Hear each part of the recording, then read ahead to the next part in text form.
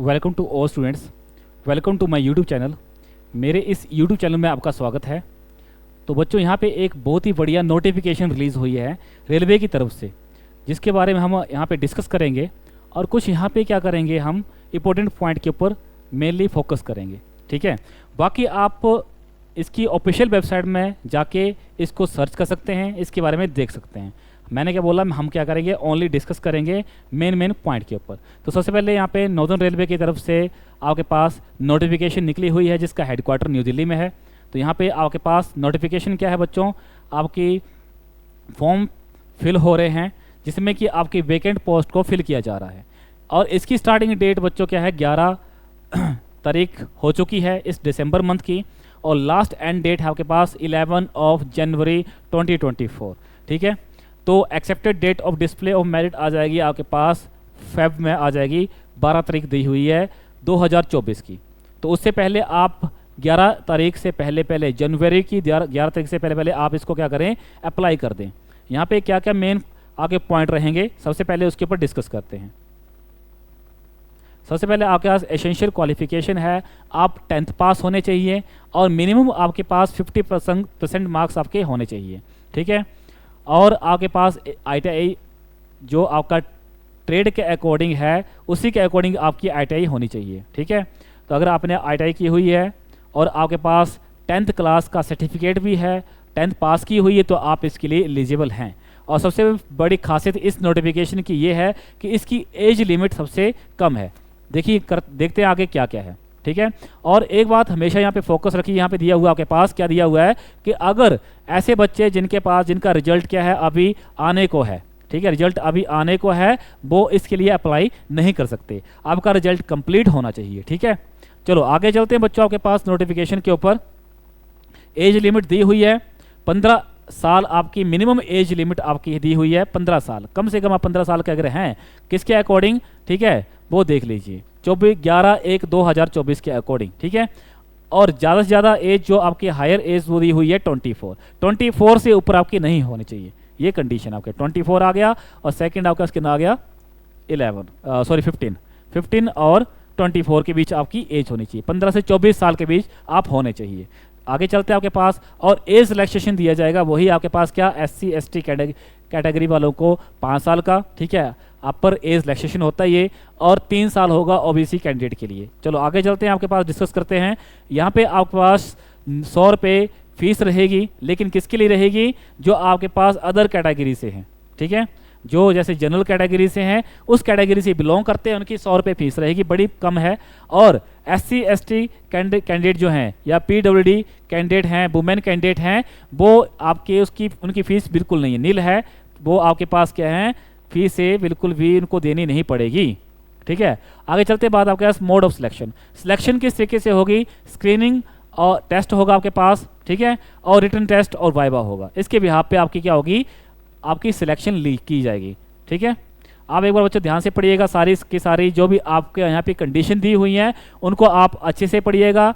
और अगर आप एलिजिबल हैं तो मेरे अकॉर्डिंग आपको जरूर भरना चाहिए। काफ़ी ज़्यादा पोस्टें हैं, पोस्टों के ऊपर डिस्कस कर लेते हैं एक बार, क्या पोस्टें हैं और क्या नहीं है। ठीक है, मेडिकल भी होगा आपका, उसका भी देख लेना आप, मेडिकल होगा, ठीक है, फिजिकल होगा, वो आपके अकॉर्डिंग आप लोग देख लेना। ठीक है, तो सबसे पहले आपके पास क्या देख लेते, ट्रेड कौन कौन से हैं, फिटर, ठीक है, टर्नर, वेल्डर, इलेक्ट्रिशियन, ठीक है, ये सारे आपके पास दिए हुए हैं। आप अपने अकॉर्डिंग जो भी आप जिस ट्रेड से बिलोंग करते हैं उसके अकॉर्डिंग आप इस नोटिफिकेशन को पढ़ लीजिएगा। ठीक है, और आपके अकॉर्डिंग ये सारा दिया हुआ है, डिसेबिलिटी, मैक्सिमम डिसेबिलिटी क्या क्या हो सकती हैं, उसके अकॉर्डिंग आप देख लेना, अपना अकॉर्डिंग आप देख लेना। ठीक है, यहाँ सारा कुछ दिया हुआ है, आप अच्छे से पढ़िएगा।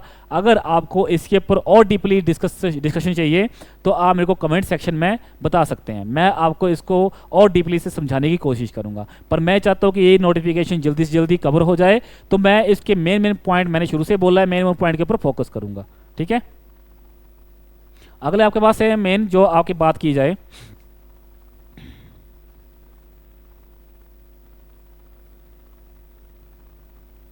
अगर आप बच्चों बीच में इनकम्प्लीट एप्लीकेशन छोड़ते हैं तो वो आपकी रिजेक्टेड हो जाएगी। हाउ टू अप्लाई, कैसे अप्लाई करेंगे, आप क्या करेंगे, सबसे पहले जो भी आपके पास इंडियन रेलवे की ऑफिशियल वेबसाइट है, वहाँ विजिट करेंगे, ठीक है। और वहाँ लिंक होगा एंगेजमेंट का, जहाँ लिखा होगा अप्रेंटिस, वहाँ पे आप क्लिक करेंगे। इसी की पोस्ट है बच्चों, ठीक है। पोस्ट का नाम क्या है ये, ठीक है। अप्रेंटिस की आपकी यहाँ पे आपकी पोस्टें हैं, ठीक है। ये सारी पोस्टें इसी की हैं और इसी के ऊपर आप जाएंगे और आपके पास वहाँ लिखा होगा और आप वहाँ पे क्लिक करेंगे। फिर है information to candidate, please visit to RRC website for notification. Full notification आपको रेलवे की ऑफिशियल वेबसाइट में मिल जाएगी। आगे चलते हैं आपके पास।